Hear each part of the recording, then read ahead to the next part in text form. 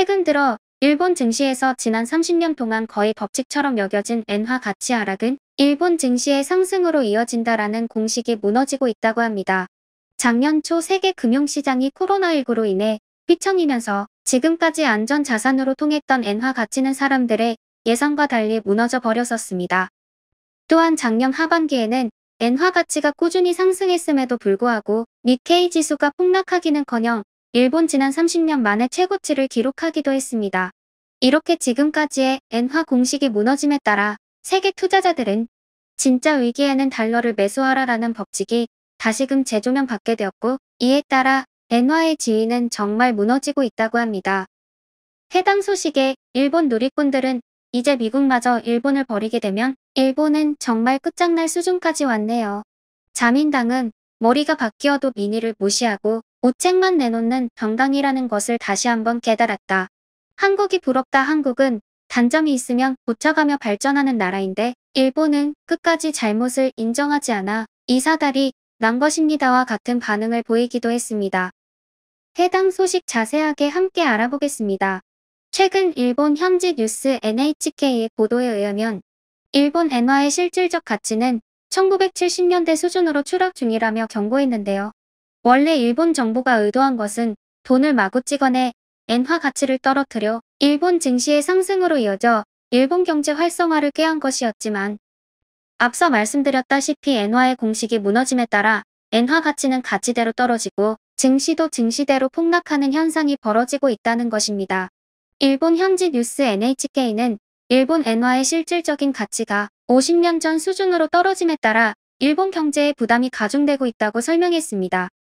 이날 국제결제은행이 발표한 엔화 실질 실효환율은 67.6을 기록하며 1972년 수준까지 떨어졌다고 합니다. 실질 실효환율이란 세계 60개국의 물가와 교역 비중을 고려해 각국 통화의 실질적 가치를 보여주는 지표인데, 수치가 100보다 높으면 기준 연도보다 그 나라 화폐 가치가 고평가됐다는 의미이며 100보다 낮으면 저평가됐다는 뜻입니다. 이렇게 엔화 가치가 떨어지면 상식적으로는 수출 무역의 발달로 이어지는 게 당연한데 일본은 그렇지도 않다고 합니다. 수출 기업들이 수출을 하면 큰 돈을 벌 수 있는 상황에서도 수출을 하지 않고 해외에 현재 생산을 추진하고 있기 때문이라고 하는데요.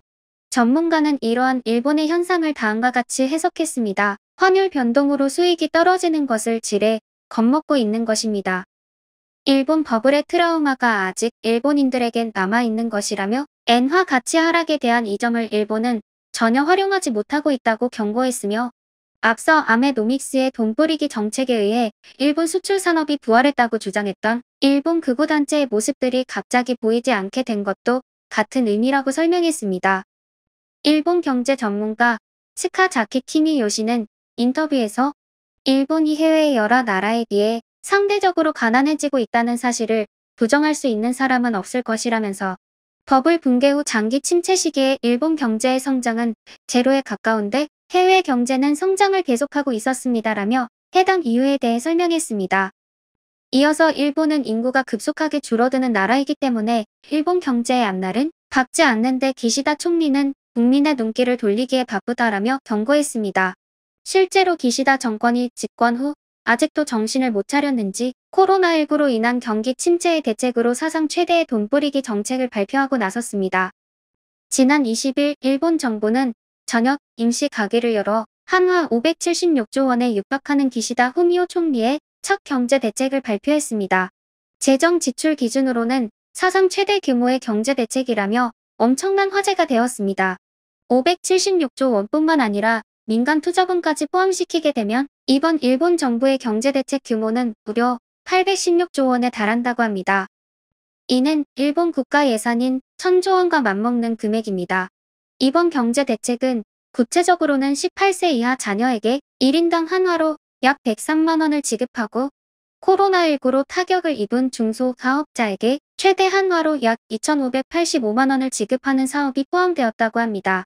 이렇게 당장의 안위를 위해 일본 정부는 돈을 계속 찍어내며 국민들의 지지를 얻고 싶어 했겠지만, 이제 아베노믹스를 겪은 일본 국민들은 일본 정부의 생각과는 달리 조삼모사의 진행에서 벗어난 모습을 보여주고 있어 논란은 더욱 커질 전망입니다. 이번 사태에 관한 일본 누리꾼들의 반응 함께 알아보겠습니다. 한 가지 확실한 것은 아베노믹스로 월급이 오르는 게 아니라 서민에게는 일체의 혜택이 없었다는 사실. 일부 대기업과 부자가 더 부자가 되면서 일반인의 삶은 보이지 않는 범위에서 떨어지고 소비도 늘지 않는 게 현실이 아닌가 싶다. 기시다 씨가 되고 나서 이런 기사가 갑자기 많아졌지만 지금까지 일본만이 몰락하고 있는 상황이 되고 있는 것을 매스컴이 다루어 오지 않았던 책임도 크다. 정치도 언론도 국민도 경제에 너무 무관심한 결과라고 할 수 있을 것이다. 아무튼 앞으로의 일본의 경제 정책은 기간과 결과에 대해 엄격하게 초점을 맞추지 않고 보여주기 바란다. 지루하게 결과가 나오지 않는 것을 계속할 여유가 없다. 일본을 살릴 것인가, 단지 연명할 것인가의 갈림길에 이미 와 있다. 불과 몇 년 전까지는 전후 최장의 호경기였을 텐데 그동안 대부분의 사람들이 혜택을 느끼지 못했습니다. 결국 임금은 오르지 않고 계속 제자리 걸음. 경기가 회복되고 있다고 계속 속여온 아베노믹스는 무엇이었을까? 이미 일본은 제조업이 아니라 서비스업이 경제를 견인하고 있어.